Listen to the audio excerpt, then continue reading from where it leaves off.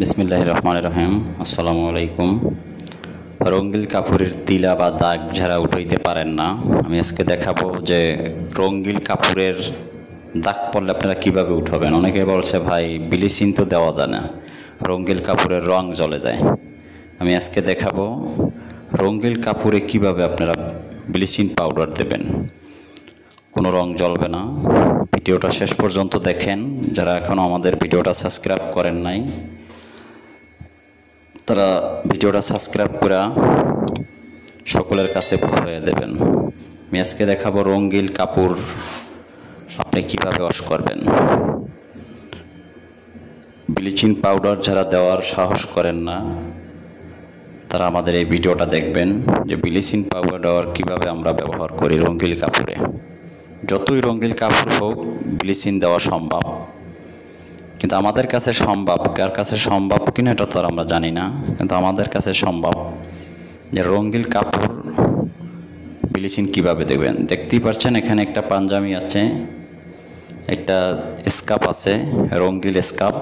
আমি কিভাবে দেব দেখেন, নিয়মগুলো খেয়াল করে দেখেন। সব ব্লিচিং রঙ্গিল কাপড়ে দেওয়া যাবে না, খেয়াল করে দেখেন।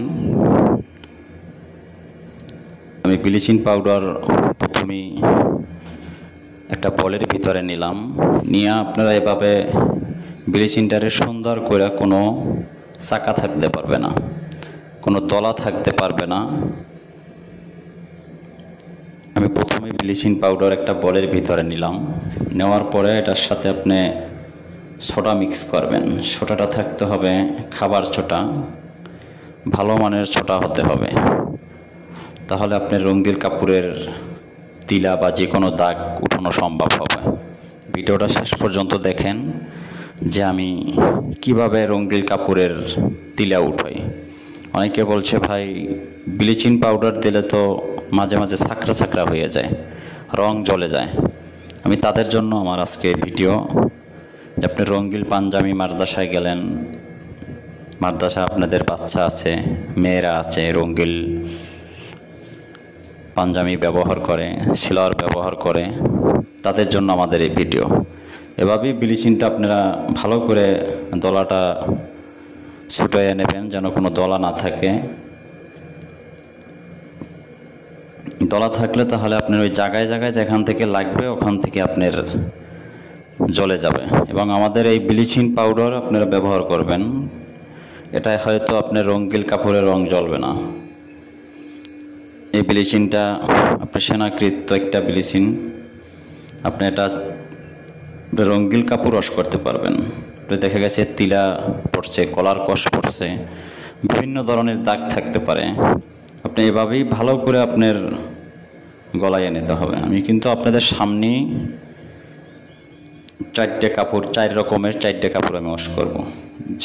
যে কোনো কালারই হোক ওয়াশ করা সম্ভব। আমি এই 4টে কাপড়ই আমি আপনাদেরকে দেখাবো। দেখতে পাচ্ছেন যে পাঞ্জাবিগুলো কি কালার, এটাও কিন্তু জ্বলবে না। মাইক্রো কাপড়ের পাঞ্জাবি আছে, কিন্তু এগুলো কিন্তু আপনাদের সামনে আমি ওয়াশ করব। আপনার ব্লিচিং পাউডারটা সুন্দর করে আপনি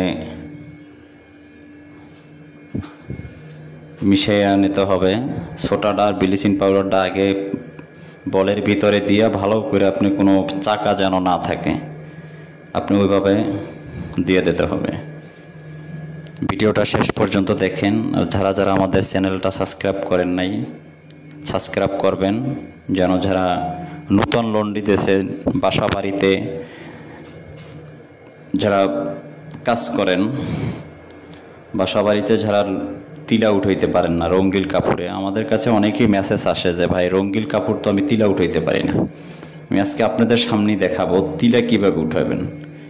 এই কাপড়ে কোনো রং জ্বলবে না, আপনি তিলা উঠানো সম্ভব যদি আপনি ব্লিচিং পাউডার সোডা ভালো মানের হয়।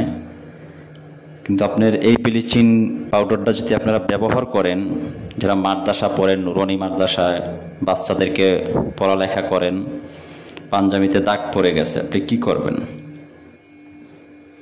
এভাবেই আপনারা দিতে পারবেন। যদি কেউ ব্লিচিং পাউডার লাগে আমাদের স্ক্রিনে দেওয়া নাম্বারে যোগাযোগ করতে পারেন। আপনারা কুরিয়ারের মাধ্যমে আমাদের এই ব্লিচিং পাউডার নিতে পারেন। যেহেতু আমার লন্ড্রির ব্যবসা অনেক বড় লন্ড্রির ব্যবসা, আমি ফাঁকে ফাঁকে আপনাদেরকে এগুলো দেখাই। অনেক ভাই বলছে যে ছাপার রঙিন কাপড় আমরা ওয়াশ করতে পারি না ভাই।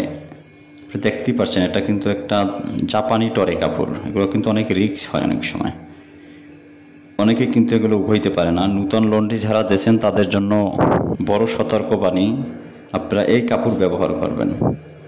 এই কাপড় আপনারা ব্যবহার করলে আপনারা এই ব্লিচিং পাউডার আপনারা ব্যবহার করতে পারেন। আজকে এই পর্যন্ত, আল্লাহ হাফেজ। আমাদের চ্যানেলটা সাবস্ক্রাইব করে দেবেন, আমাদের জন্য দোয়া করবেন যেন আমি আরও